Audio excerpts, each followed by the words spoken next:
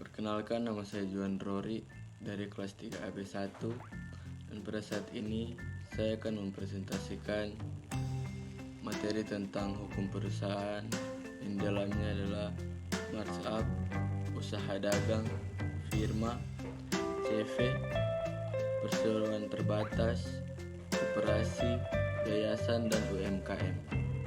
Markup dalam literatur Belanda, markup sering disebut bergelai markup atau persekutuan perdata. Menurut pasal 1618 KUHP, markup adalah suatu perjanjian dengan mana dua orang atau lebih mengikatkan dirinya untuk memasukkan sesuatu dengan maksud untuk membagi keuntungan yang diperoleh. Menurut pasal 1618 KUH Perdata, markup adalah persekutuan yang didirikan atas dasar perjanjian. Menurut sifatnya, perjanjian itu ada dua macam golongan, yaitu perjanjian konsensual dan perjanjian real. Usaha dagang. Usaha dagang didefinisikan sebagai kegiatan jual beli barang atau jasa dan bertujuan untuk mencari keuntungan, termasuk melakukan kegiatan sebagai perantara dari kegiatan jual beli tersebut. Contoh usaha dagang yang pertama yaitu budidaya ikan tawar, kedua usaha dagang baju bekas pakai, 3 kios pulsa, 4 toko sembako, dan kelima usaha ayam potong.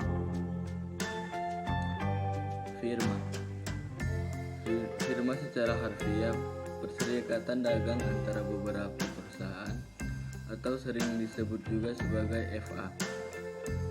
Sebuah bentuk persekutuan untuk menjalankan usaha antara dua orang atau lebih dengan memakai nama bersama. Pemilik firma terdiri dari beberapa orang yang bersekutu, dan masing-masing anggota persekutuan menyerahkan kekayaan pribadi sesuai yang tercantum dalam akta pendirian perusahaan.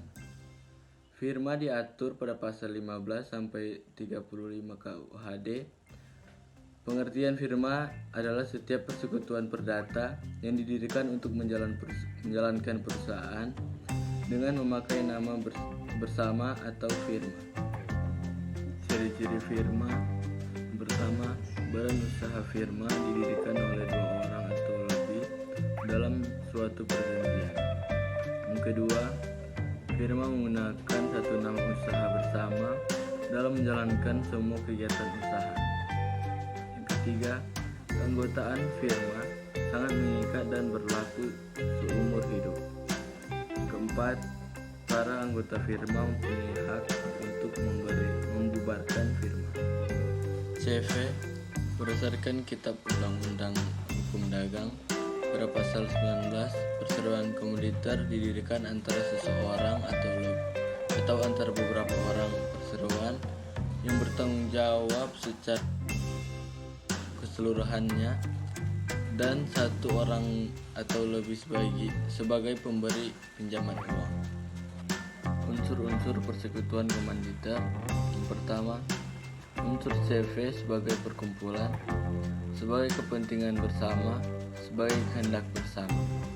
Kedua, unsur CV sebagai persekutuan perdata, sebagai perjanjian timbal balik, sebagai imbrek. Yang ketiga, unsur CV sebagai firma untuk menjalankan perusahaan pada pasal 16 KUHD. Keempat, unsur kekuasaan persekutuan komoditer. Perseroan terbatas. Dalam pasal 1 UU RI nomor 40 tahun 2007 tentang PT, yang dimaksud dengan perseroan terbatas yang selanjutnya, perseroan adalah badan hukum yang merupakan persekutuan modal, didirikan berdasarkan perjanjian, melakukan kegiatan usaha dengan modal dasar yang seluruhnya berbagi dalam saham dan memenuhi persyaratan yang ditetapkan dalam undang-undang ini serta peraturan pelaksanaannya. 3. Sumber modal PT berdasarkan Undang-Undang Republik Indonesia Nomor 40 Tahun 2007. Yang pertama, modal dasar, yang kedua, modal ditempatkan, dan ketiga, modal setor. Koperasi berdasarkan Undang-Undang Nomor 17 Tahun 2012. Koperasi adalah badan hukum yang didirikan oleh orang perorangan atau badan hukum koperasi dengan pemisahan kekayaan para anggotanya sebagai modal untuk menjalankan usaha yang memenuhi aspirasi dan kebutuhan bersama di bidang ekonomi, sosial, dan budaya sesuai dengan nilai dan prinsip-prinsip koperasi. Fungsi koperasi yang pertama, alat perjuangan ekonomi untuk mempertinggi kesejahteraan rakyat. Yang kedua, alat pendemokrasian ekonomi nasional. Yang ketiga, sebagai salah satu urat nadi perekonomian di Indonesia. Yang keempat, alat pembina insan masyarakat untuk memperkokoh kedudukan ekonomi bangsa Indonesia. Yayasan berdasarkan Undang-Undang Republik Indonesia Nomor 16 Tahun 2001, yayasan adalah badan hukum yang terdiri atas kekayaan yang dipisahkan dan diperuntukkan untuk mencapai tujuan tertentu di bidang sosial, keagamaan, dan kemanusiaan yang mempunyai anggota.